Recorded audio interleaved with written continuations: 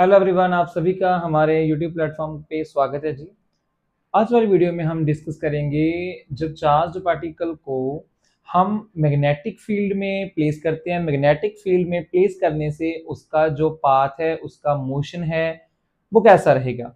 And हम इसकी velocity charged particle की एंड उसका रेडियस, उसकी एंगुलर फ्रीक्वेंसी एंड उसका टाइम पीरियड को किस तरह से, किस एक्सप्रेशन से, किस फॉर्मूले से कैलकुलेट करेंगे। So let us understand about all these concepts in this video. So हम स्टार्ट करते हैं इसके डायग्राम से। सो फर्स्ट ऑफ ऑल, जब हम किसी चार्ज पार्टिकल की बात करते हैं, सो फर्स्टली हम इसकी एक्सिस को ड्रॉ करते हैं। So let this one is Y axis, जिसके अलोंग हमारा मैग्नेटिक फील्ड क्या कर रहा है, एक्ट कर रहा है। मैग्नेटिक फील्ड एक्ट कैसे कर रहा है, in the upward direction. And या एक एक्सिस इसकी इधर बन जाएगी 90 के एंगल पे, दूसरी एक्सिस इसकी यहां पर बन जाएगी। अब हम इस पे क्या कर रहे हैं, सर्कुलर पाथ को ड्रॉ कर रहे हैं। Let the radius of this path is small R. Small R इसमें क्या है, स्मॉल आर इसमें है radius, radius of circular path.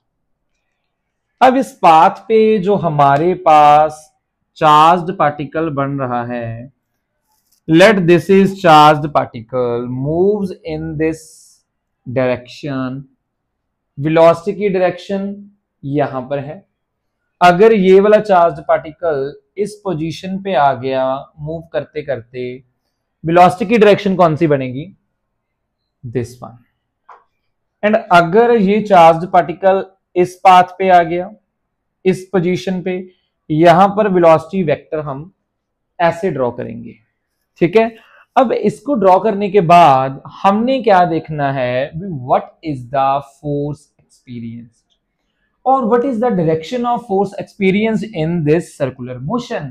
इसमें जो फोर्स लगेगी बिकॉज ऑफ इलेक्ट्रिक फील्ड, हमने पहले वाली वीडियो में डिस्कस किया है कि फोर्स कौन सी लगती है जब हम कोई किसी चार्ज पार्टिकल को मैग्नेटिक फील्ड में प्लेस करते हैं। उस वो चार्ज पार्टिकल फोर्स एक्सपीरियंस करेगा। वो फोर्स का नाम क्या होगा, लॉरेंट्ज फोर्स। लॉरेंट्ज फोर्स का जो फॉर्मूला है, फॉर्मूला कौन सा है, F is equals to q V cross B is the formula for Lorentz force. चलो इसकी हम बात एक मिनट के बाद करते हैं।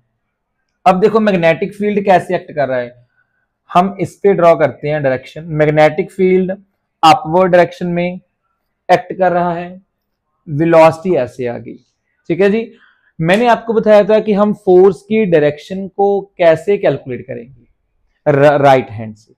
राइट हैंड यूज करेंगे सर्कुलर पाथ में। मैग्नेटिक फील्ड की डायरेक्शन में क्या होगा, हमारी फोर फिंगर्स। वेलोसिटी की डायरेक्शन में हमारा थंब जाएगा।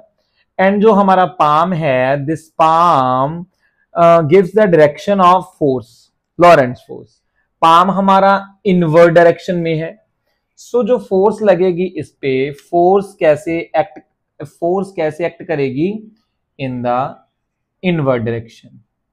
अब हम जब इस पे बात कर रहे हैं, मैग्नेटिक फील्ड अपवर्ड डायरेक्शन में है। मैग्नेटिक फील्ड जब अपवर्ड डायरेक्शन में है, वेलोसिटी ऐसे है, तो हमारा पाम कहां पर है, इनवर्ड एक्ट कर रहा है। सो फोर्स कैसे एक्ट करेगी, इनवर्ड डायरेक्शन में। यहां पर भी फोर्स कैसे एक्ट करेगी, इनवर्ड डायरेक्शन में, जब मैग्नेटिक फील्ड अपवर्ड डायरेक्शन में होगा। ठीक है जी। सो आपको इसका तो पता चल गया, अभी हम फोर्स कैसे कैलकुलेट कर रहे हैं। अब जब यह कोई चार्ज पार्टिकल सर्कुलर पाथ में, सर्कुलर मोशन में, सर्कुलर पाथ में ट्रेवल करता है, तब कौन सी फोर्स है जिस फोर्स की हमको सर्कुलर मोशन में, सर्कुलर पाथ में रिवॉल्व करने के लिए बहुत जरूरत होती है। The answer is centripetal force. And the formula for centripetal force is, formula for centripetal force is mv square by r। mv square by r। यहां पर क्या होगा, इस फोर्स को सेंट्रीपिटल क्या करेगी, फोर्स बैलेंस। अब हम इसको ऐसे बोल सकते हैं कि लॉरेंट्ज फोर्स कौन सा काम कर रही है, एज अ सेंट्रीपिटल फोर्स। ठीक है जी, एज अ सेंट्रीपिटल फोर्स। ये दोनों फोर्सेस हम इक्वल रखेंगे, Q V cross B is equals to M V square by R. यहां पर v एंड b में कितना एंगल है, कितना एंगल बन रहा है यहां पर, this angle is 90, angle is 90, B Q B sine 90 M V square by R. Sine 90 की वैल्यू 1, v के साथ v cancel, so Q B is equals to M V by R. And यहां पर रेडियस की expression क्या बनेगी, M B upon B Q. This is the formula to calculate radius when charged particle moves in this circular motion। ठीक है जी। अब इसके बाद जब हमने रेडियस का एक्सप्रेशन कैलकुलेट कर लिया, ये रेडियस कौन कौन से फैक्टर्स पे डिपेंड कर रहा है। First of all mass is directly proportional to the radius. Velocity is directly proportional to the radius. जितनी ज्यादा वेलोसिटी होगी उतना ही ज्यादा रेडियस होगा। एंड अगर मैग्नेटिक फील्ड की वैल्यू ज्यादा है तब उसका रेडियस कम हो जाएगा, क्योंकि मैग्नेटिक फील्ड क्या करेगा, उसको अट्रैक्ट कर लेगा। एंड जितना हमारे पास चार्ज ज्यादा है, अट्रैक्शन ज्यादा रहेगी, तब उसका रेडियस क्या हो जाएगा, डिक्रीज हो जाएगा। सो ये वाले कुछ फैक्टर्स है जिसपे रेडियस क्या कर रहा है, डिपेंड कर रहा है। अगर हम इसकी टाइम पीरियड की बात करें, formula for time period is equals to, time period का फॉर्मूला क्या रहेगा हमारे पास, time period is equals to 2 pi r upon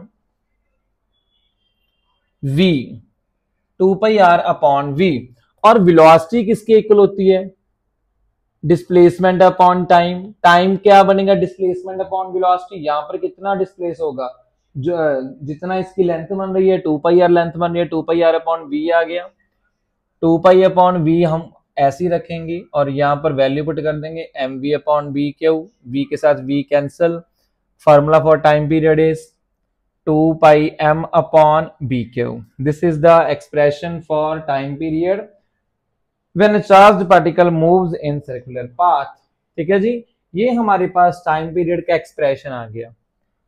अगर हम इसमें एंगुलर फ्रीक्वेंसी की बात करें, angular frequency that is represented by omega. इसका एक्सप्रेशन क्या रहेगा, 2 pi upon t, 2 pi upon time period. So 2 pi upon, हम इस वैल्यू को यहां पर पुट कर देंगे, m into B Q, 2 pi के साथ 2 पाई कैंसिल, यहां पर बच गया B Q upon m। So omega is equals to, omega की वैल्यू क्या रहेगी, बी क्यू अपॉन m। ये हमारे पास यहां पर एक्सप्रेशंस बन गई। ठीक है जी, हमारे पास 3 फॉर्मूले बेसिकली इस टॉपिक के। First one is radius, second is time period, third one is omega. Omega क्या है, एंगुलर फ्रीक्वेंसी, एंगुलर वेलोसिटी या एंगुलर फ्रीक्वेंसी हम इसको बोल सकते हैं। अगर हमने यहाँ पर लीनियर वेलोसिटी को कैलकुलेट करना है, लीनियर वेलोसिटी कैसे कैलकुलेट करेंगे, इस v को यूज करके v q r upon m is equal to v, formula बन जाएगा, उसमें वैल्यूज पुट कर देंगे। वैल्यूज पुट करने के बाद हमारे पास वेलोसिटी की, लीनियर वेलोसिटी की क्या आ जाएगी, वैल्यू आ जाएगी। सो अगर हमारे पास इस केस की जगह पर वो दूसरा केस दे दे जिसमें क्या होता है, मैग्नेटिक फील्ड तो अपवर्ड डायरेक्शन में एक्ट कर रहा है, बट जो चार्ज्ड पार्टिकल है वो कुछ थीटा एंगल पे क्या कर रहा है, मूव कर रहा है। तब हम क्या करेंगे, इसकी पहले तो एक्सिस ड्रॉ करेंगे। एक्सिस ड्रॉ करने के बाद हम इसको 3D में ड्रॉ करेंगे। फर्स्टली यहां पर हमारे पास एक वेक्टर बन जाएगा। ठीक है जी, अगर हम इसको z ले रहे हैं, ये x एक्सिस है, ये y एक्सिस है, तो xy प्लेन में हमारे पास एक वेक्टर आ जाएगा। अब हम इस वेक्टर को क्या कर लेंगे, रिजॉल्व कर लेंगे, v cos थीटा आ जाएगा, यहाँ पर हमारे पास v sin थीटा आ जाएगा। सो बेसिकली हम यहाँ पर क्या देख रहे हैं, V एंड B में जो एंगल है 90 डिग्री है, ठीक है जी, 90 डिग्री एंगल है। सो B के 90 डिग्री एंगल पे कौन सा फैक्टर आ रहा है, V साइन थीटा वाला। जब हमारे पास V साइन थीटा वाला आ रहा है तब हम ये सारे एक्सप्रेशन में V साइन थीटा वाला एक्सप्रेशन को यूज करेंगे। मैं आपको बता देता हूँ, जनरली इसमें ड्रॉ नहीं कर रहा है, सो आपको पता चल जाएगा। जैसे हम V, यहाँ पर हमारे पास V साइन थीटा आ जाएगा, साइन थीटा के बाद V साइन थीटा स्क्वायर बन जाएगा, कैंसिल आउट होके R is equal to M V sine theta upon B Q बन जाएगा। यहाँ पर हमारे पास अगेन इसमें तो वेलोसिटी है ही नहीं, सेम रहेगा, इसमें भी वेलोसिटी नहीं है, सेम रहेगा। सो सिंपल रेडियस का क्या होगा, यहाँ पर एक्सप्रेशन चेंज हो जाएगा। एंड जो हमारे पास पाथ बनेगा उसमें, उस केस में हमारे पास पाथ बनेगा, चार्ज्ड पार्टिकल इस तरह से मूव करता हुआ अपवर्ड डायरेक्शन में ट्रेवल करेगा। इस पाथ को हम कौन सा पाथ बोलते हैं, हेलिकल पाथ और हेलिक्स पाथ, ठीक है जी, हेलिकल पाथ और हेलिक्स पाथ। इसमें क्या होता है, जो इलेक्ट्रिक फील्ड है वो तो उसको ऊपर की डायरेक्शन में लेकर जाता है, एंड इलेक्ट्रिक फील्ड इसमें क्या होता है, इलेक्ट्रिक फील्ड तो उसको ऊपर की डायरेक्शन में लेकर जाएगा, एंड मैग्नेटिक फील्ड उसको सर्कुलर पाथ में रिवॉल्व करवाएगा। जिसके कारण क्या होता है, जिसके कारण चार्ज पार्टिकल का जो पाथ बनेगा, that path is helical path और helix path. I hope this topic is clear to you. This derivation is clear to you. Like, share and comment the video, subscribe the channel, and thank you.